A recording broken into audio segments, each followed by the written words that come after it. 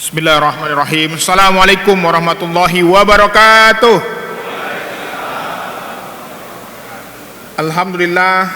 Alhamdulillahi rabbil alamin.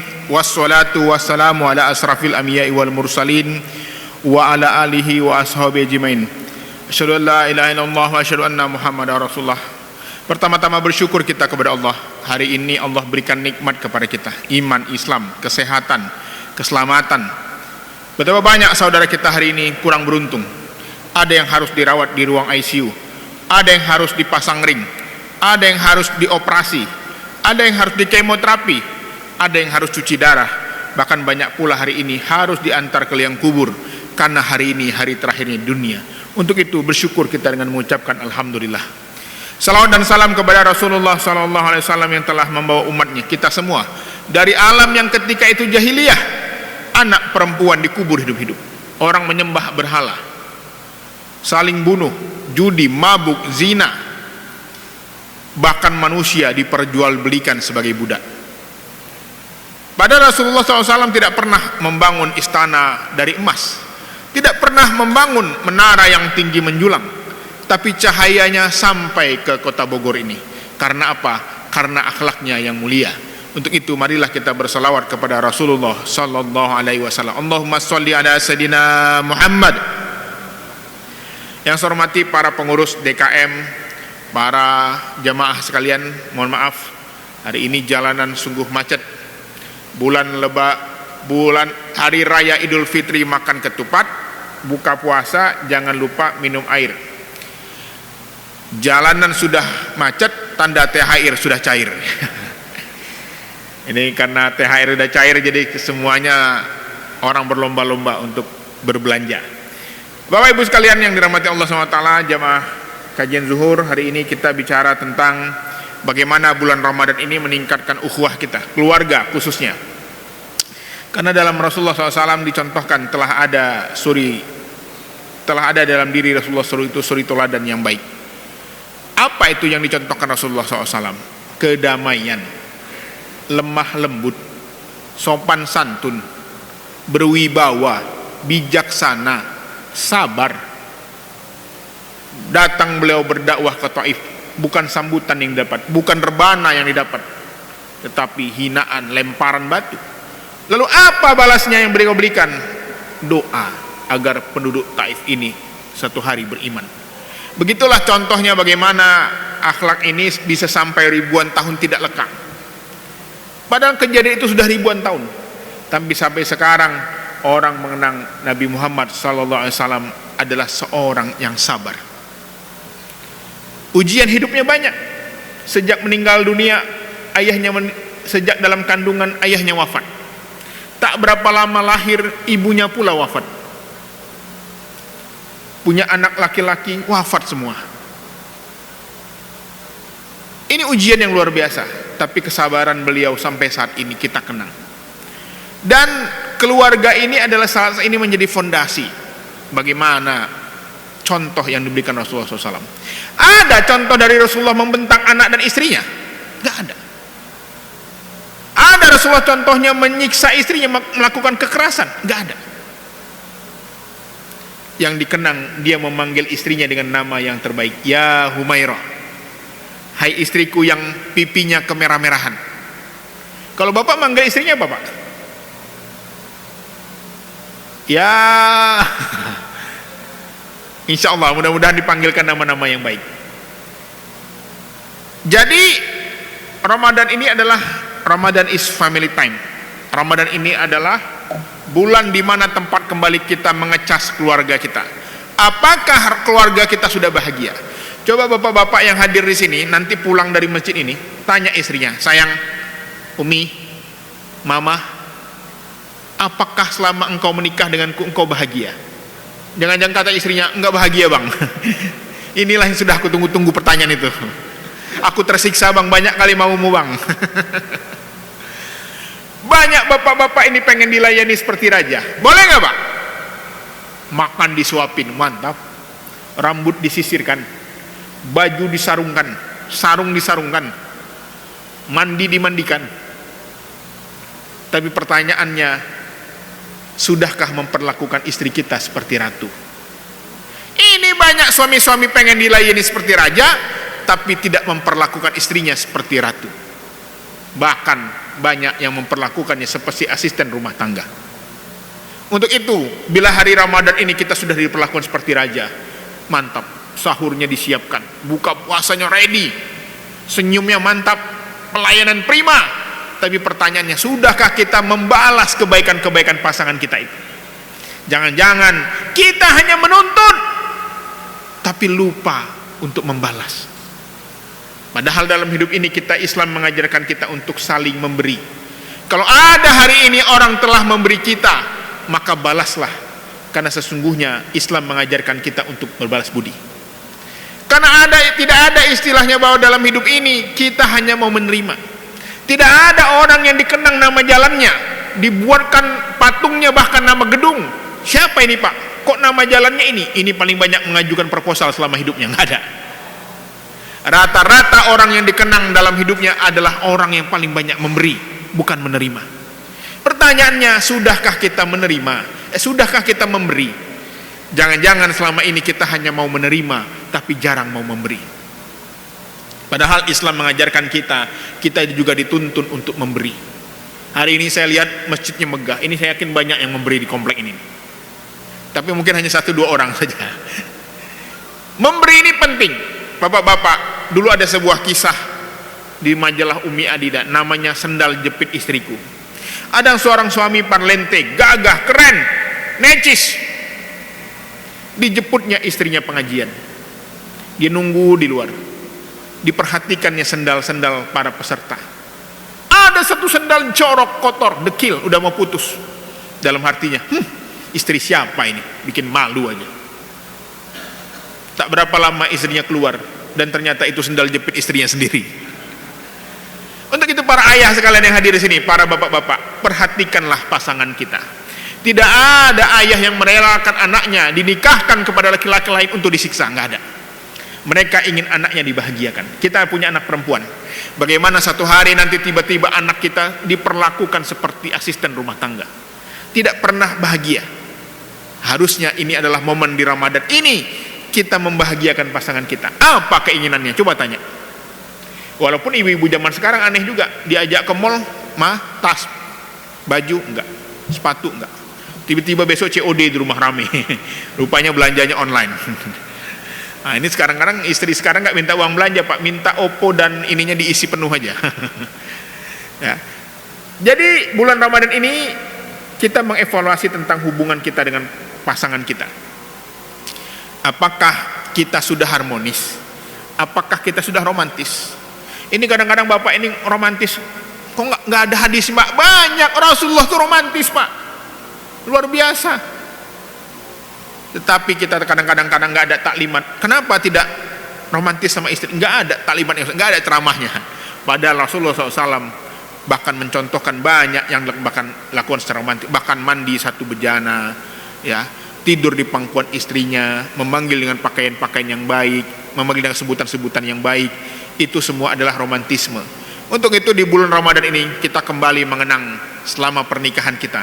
Apakah kita sudah komitmen dengan mertua kita? Membahagiakan pasangan kita. Ini penting. Termasuk anak-anak kita. Banyak anak-anak ini ketakutan kalau ayahnya pulang, kan ayahnya pemarah. Padahal Islam tidak pernah mengajarkan pemarah. Marah itu sifatnya setan. Padahal agama kita namanya Islam. Salam. Apa artinya? Damai. Agama yang damai. Cinta kasih. Walaupun tagline ini dipakai orang Nasrani, cinta kasih itu. Padahal Islam juga sangat mengutamakan kedamaian, cinta dan kasih sayang. Untuk itu aktivitas di keluarga ini penting. Bagaimana kita membangun kehangatan, keharmonisan, ya, di dalam keluarga kita. Kita bisa melakukan aktivitas bersama, mulai dari membantu membersihkan rumah. Maka bapak-bapak sebagai kepala keluarga, saya nggak setuju kalau rumah tangga bermasalah yang disalahkan hanya ibu. Tidak. Temuan saya, banyak rumah tangga bermasalah karena lemahnya kepemimpinan para ayah. Banyak ayah-ayah tidak bisa tampil ke depan. Banyak ayah-ayah tidak berani dan tidak bertanggung jawab. Makanya ada pantunnya, lancang kuning berlayar malam, angin kencang hari pun kelam. Kalau nahkodanya ragu di dalam, kapal di tepi pun bisa tenggelam. Kalau nahkodanya penakut, peragu, pembimbang, labil, bagaimana mungkin anak-anaknya akan hormat? Makanya dalam teori kepemimpinan, loyalitas itu berbanding lurus sama royalitas. Loyal itu dari bawah ke atas, royal itu dari atas ke bawah. Bapak-bapak tidak akan mendapatkan istri yang loyal kalau bapak tidak royal. Bapak-bapak tidak akan dapat anak yang loyal kalau bapak tidak royal. Royal itu bukan hanya materi, tapi penghargaan, apresiasi. Maka selalu gunakan 3 hal sebagai pemimpin. Apa itu? Tolong, maaf, terima kasih. Ini adalah kata-kata yang orang bahagia walaupun dia disuruh, tapi tolong ya ma, nanti belikan papa bukaan. Belikan bukaan. Itu beda, itu marah. Tapi tolong ya, berikan bukaan. Maaf, tidak ada. Belum ada uangnya. Terima kasih ya. Apa sih salahnya mengucapkan terima kasih, maaf dan tolong ini? Karena kita terkadang merasa jadi pemimpin. Tetapi banyak para pemimpin ini seperti raja, tapi raja tanpa tahta dan tanpa mahkota. Tidak bisa memenuhi kebutuhan keluarganya, tapi dipingin dilayani seperti raja. Untuk itu, pemimpin harus bisa menjadi contoh, termasuk menjadi imam, mengaji. Maka pemimpin pun harus bisa menjadi contoh dan teladan. Buka bersama, makan sahur di rumah, inilah tanda-tanda rasa-rasanya bagaimana tidak akan terulang lagi. Kenapa tak terulang lagi? Belum tentu kita bertemu dengan Ramadan berikutnya. Mungkin banyak jamaah yang di sini dulu pernah ada, sekarang udah nggak ada. Dan belum tentu kita pula yang akan tidak ada. Bisa jadi ini adalah Ramadan terakhir kita bersama keluarga. Untuk itu Ramadan ini juga selalu bersyukur. Syukur itu tidak hanya dengan mengucapkan alhamdulillah, tapi syukur bisa kita lakukan dengan memberi sesuatu. Coba data, ingat-ingat siapa yang pernah menolong kita. Kita terkadang sebagai manusia selalu merasa sukses karena diri sendiri. Padahal banyak orang sukses itu nggak bisa sukses tanpa bantuan orang lain. Siapa dulu yang pernah menyekolahkan kita, bahkan melahirkan kita, membimbing kita, yang pertama kali memberi informasi lowongan kerja, yang pertama kali memberi kesempatan kita promosi? Sudahkah kita membalas jasa-jasa kebaikannya, termasuk orang tua kita? Makanya ada pantunnya, pulau pandan jauh di tengah, di balik pulau si angsa dua. Hancur badan dikandung tanah, budi yang baik dikenang jua. Pisang emas bawa berlayar, masak sebiji di dalam peti. Hutang emas dapat dibayar, hutang budi dibawa mati. Sebagai orang Islam kita diminta untuk belajar berterima kasih. Siapa yang menjodohkan kita dulu bertemu dengan kekasih hati kita ini? Sudahkah kita berucapkan terima kasih kepadanya?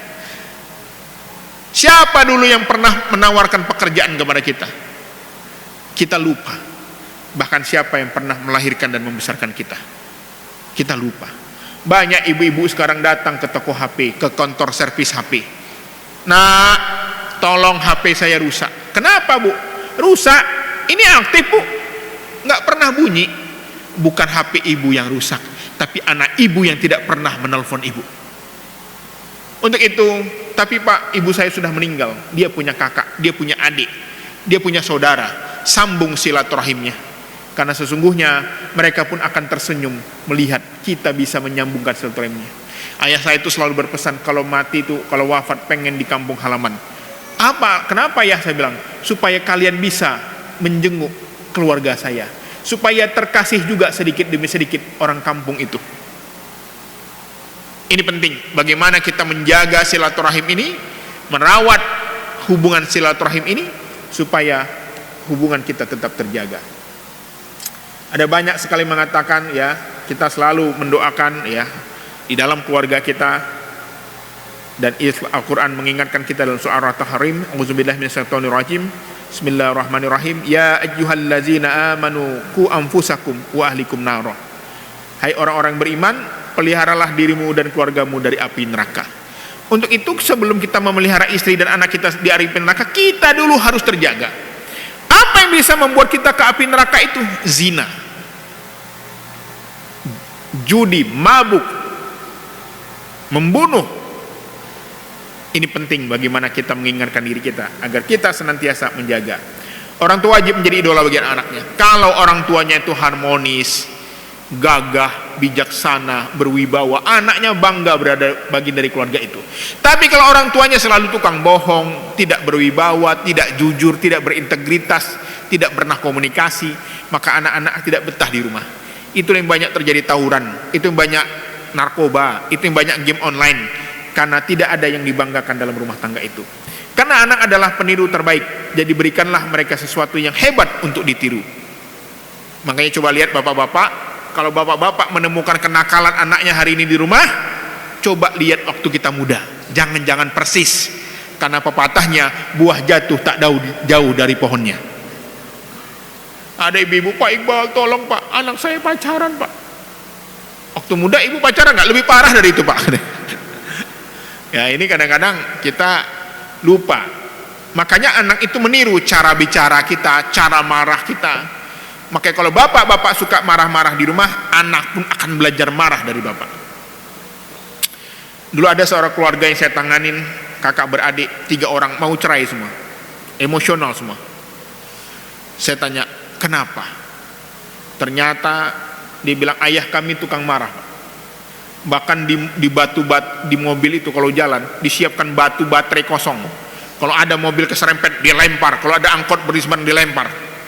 Dan anaknya pun ketika dewasa mempraktekkan cara itu menyelesaikan masalah. Jadi mereka nggak meniru dari yang lain, mereka melihat dari apa yang kita tonton, apa yang dilihat langsung. Sudahkah kita memiliki visi keluarga? Mau dibawa keluarga ini kemana? Keluarga ini siapa yang paling sibuk membangunkan anaknya subuh untuk sekolah, tapi lupa bahwa subuh itu adalah untuk sholat. Kita marah kalau anak kita telat sekolah, tapi kita nggak marah kalau anak kita tidak sholat subuh. Ini penting. Jadi kita kadang lebih marah kalau nggak sholat subuh. Untuk itu komunikasi ini penting juga, menanamkan nilai-nilai tauhid. Ya, bagaimana berwudu sebelum tidur, bagaimana kita menjalankan dia sholat dan lain. Ajaklah anak kita beraktivitas positif seperti hadir pada acara-acara kajian, seminar, remaja masjid. Ya, saya kira masjid ini cukup nyaman, cocok anak-anak ini mabit. Ya, kalau kami orang Minang itu selalu laki-laki itu tidur di surau. Tapi bukan hanya tidur, di situ mereka mengaji, di situ mereka belajar bela diri. Di situ mereka belajar adat istiadat, etika dan moral. Kenapa? Karena mereka disiapkan untuk menjadi seorang perantau. Karena sesungguhnya kita di dunia ini perantau Pak. Mana ada akamsi itu selalu mengatakan ini akamsi, anak kampung sini. Tidak.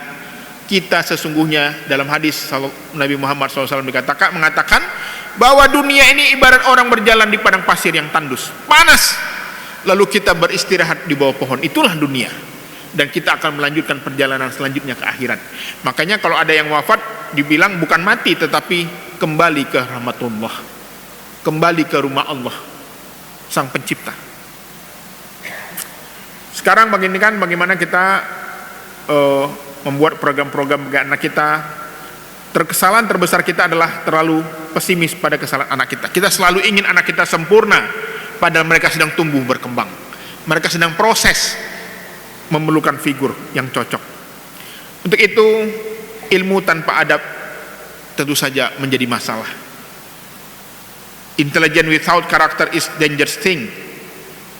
Bahkan ilmu tanpa adab ibarat api tanpa kayu bakar. Adab tanpa ilmu laksana roh tanpa jasad. Gitu. Ini sekarang etika ini lagi ramai dibahas. Bagaimana? Memang kita susah lah bicara negara, bicara orang lain. Kita mulai saja dari anak kita. Kita mulai saja dari diri kita dan keluarga kita. Demikian yang dapat saya sampaikan pada hari ini. Mohon maaf atas kekurangan. Wabillahi taufiq wal hidayah. Assalamualaikum warahmatullahi wabarakatuh. Assalamualaikum warahmatullahi wabarakatuh. Waalaikumsalam. Pak Ustadz, jadi anak-anak kita itu kalau makin dewasa ini kadang-kadang mereka itu punya dunia sendiri Pak Ustadz. Mereka tuh menyendiri di kamar, berhubungannya dengan rekan-rekannya aja, dan apalagi dengan ada gadget-gadget, sehingga komunikasi itu sangat sulit. Mereka tuh hanya berkomunikasi kalau pas butuh aja, tapi kalau pas nggak ada ya mereka cuek-cuek aja gitu Pak. Kita nggak seperti dianggap gitu. Itu gimana tipnya Pak Ustadz? Baik. Pertanyaannya, gimana cara ngatasi anak kecanduan game? Ada yang tahu nggak Pak? Marah, matiin internet, oh ngamuk dia. Coba Bapak masuk ke dunia dia, apa yang dia tonton? Coba nonton bareng, main game bareng, mabar. Jangan-jangan seru juga ini. Ya, jadi anak-anak ini menjauh, kenapa? Karena kita dianggap tidak mengerti, tidak memahami dunia mereka. Coba Bapak jago main futsal, jago bela diri, jago main basket, bangga nggak? Pasti bangga. Jadi apa hobi mereka? Coba kita masuk ke dunia dia, ajak main. Itu yang pertama. Tapi takutnya Bapak pula yang kecanduan game, nah ini masalahnya. Enak juga nih katanya kan. Yang kedua, buat program Pak. Programnya apa? Road trip. Ya ini mau lebaran, yang mudik nih bagus. Road trip ini kami selalu praktekkan biasanya 2 tahun sekali lah. Ke kampung halaman, kadang-kadang naik bis, kadang-kadang naik mobil. Di situ muncul komunikasi. Perjalanan 2 hari di jalan. Ada mobil rusak, ada nyasar, ada ketemu hewan buas di jalan. Nah, ini kalau yang di yang kampungnya di Sumatera. Kalau di Jawa langsung masuk tol aja nyampe. Di situ akan ada interaksi di jalan itu. Tapi kalau nggak punya kampung gimana Pak? Cari kampung orang, numpang. bro numpang ini mau road trip ya kan. Jalan-jalan, pokoknya jalan bareng. Ya, kalau punya uang ya naik pesawat boleh. Tapi di jalan darat itulah ada banyak kenangannya. Ya, kemarin road trip tahun lalu kami ke Padang sama anak-anak. Di tengah jalan anak saya iseng-iseng main senjata, buas, mecahin lampu teras masjid di Jambi. Wah dia udah pucat, aduh berangkat. Oh nggak bisa, ini harus bertanggung jawab. Dia latihan, dia baca doa, kebetulan santri. Ya, Pak bisa ketemu takmirnya. Wah takmirnya kumpul, ada apa? Tadi saya memecahkan lampu itu. Oh iya, ini saya ganti Pak. Latihan gentleman, latihan menjadi leader bertanggung jawab. Bagaimana mungkin anak kita akan jadi pemimpin ke depan kalau dia di kamar aja, nggak ada ceritanya itu, atau dengar ceramahnya? Nggak bisa. Pemimpin itu harus dengan jam terbang. Apa jam terbangnya? Mengatasi konflik dan masalah. Saya pengalaman kerja Pak, mulai dari staf biasa jadi ketua prodi, jadi dekan sampai jadi rektor, sekarang semuanya ditugaskan untuk menyelesaikan masalah. Bagaimana mungkin anak Bapak akan menjadi pekerja profesional kalau dia nggak pernah dilatih menyelesaikan masalah? Karena filosofi mendidik anak itu adalah menyiapkan anak itu hidup tanpa kita. Karena biasanya dari segi usia kita yang wafat lebih dahulu, walaupun takdirnya belum tentu. Bisa jadi dia lebih dahulu. Untuk itu siapkan hidup tanpa kita. Bisakah dia mencari makan sendiri? Bisakah dia mandiri tanpa kita? Demikian Pak, makasih. Ada lagi? Ya silakan. Ini mic-nya luar biasa, mantap. Bismillah. Assalamualaikum Ustaz. Pertanyaan saya, bagaimana memperbaiki citra kita sebagai ayah gitu Ustaz, bagi anak kita? Contoh mungkin waktu anak pertama kita sibuk kerja atau kurang perhatian atau kurang ilmu, lalu anak kedua alhamdulillah mungkin ada perbaikan, tapi kesan di anak pertama itu masih nempel gitu Ustaz. Ya. Terima kasih. Ini sama seperti pertanyaan bagaimana kalau kami LDR, bangun tabungan cinta. Ini dia. Makanya programnya itu harus program-program yang interaksi. Contoh, camping ke hutan sekeluarga, naik gunung berdua sama dia. Nah itu dia. Nah, memang setengah mati di atas itu nanti, tapi habis itu selamat. Nah pulang kita selamat. Jadi kembali ke alam ini penting menurut saya, karena anak-anak ini sudah kecanduan gadget, termasuk kita mungkin, kita sudah toksik juga. Makanya program-programnya program-program yang sifatnya itu interaksi, camping, naik gunung, apalagi outbound, arung jeram, yang setengah-setengah mati lah. Apalagi pokoknya yang menantang lah ya, yang membuat nanti ada ketawa, membuat ada pelukan, yang membuat ada komunikasi. Jangan hanya programnya hafalan, tapi harus ada sentuhan-sentuhan komunikasi. Saya kalau anak sama anak laki-laki saya punya anak 3, cewek 1, 2 cowok. Kami kalau setiap tarawih yang kami lakukan, kami naik motor, brum. Ngapain? Nongkrong di pasar, ngelihat orang jualan, minum teh botol, mampir di warung Indomie. Tapi dia merasa bangga duduk sama ayahnya, mantap. Itu bukan yang formal-formal, makan di restoran. Nah itu nggak ada, tasnya nggak ada itu. Tapi mancing, ya kan, mandi di sungai, mandi hujan bareng, ya kan, itu, ya kan, touring bareng. Oh. Jadi ini penting untuk bagaimana membangun komunikasi itu. Karena kenangan di dunia kita ini nggak lama, Pak, nggak lama. Apa itu kenangannya? Ketika golden age, 0 sampai 10 tahun. Kalau sudah 17 tahun ke atas, dia punya dunia sendiri.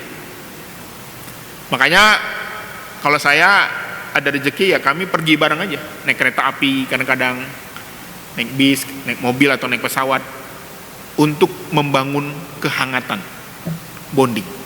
Demikian. Saya kira cukup ya, karena saya juga ada acara lagi. Hari ini ada 4 sesi lumayan melelahkan ya. Makanya saya ceramah keluarga, saya juga jarang kumpul sama keluarga juga jadinya. Maka hari ini saya sudah menjadwalkan berkumpul keluarga besar hari ini. Saya tuan rumahnya, jadi saya harus siap-siap. Mohon maaf atas kekurangan. Sungguh indah bunga selasih, enak dimasukkan ke dalam masakan. Saya mengucapkan terima kasih atas undangan jamaah yang sangat berkesan. Tanjung Katung airnya keruh, tempat anak raja mencuci kaki. Suami istri jangan sering begaduh, nanti salah satunya tidur di kursi. Makan kentang di tepi sawah, makannya jangan sampai jatuh. Wabillahi taufiq wal hidayah. Wassalamualaikum warahmatullahi wabarakatuh.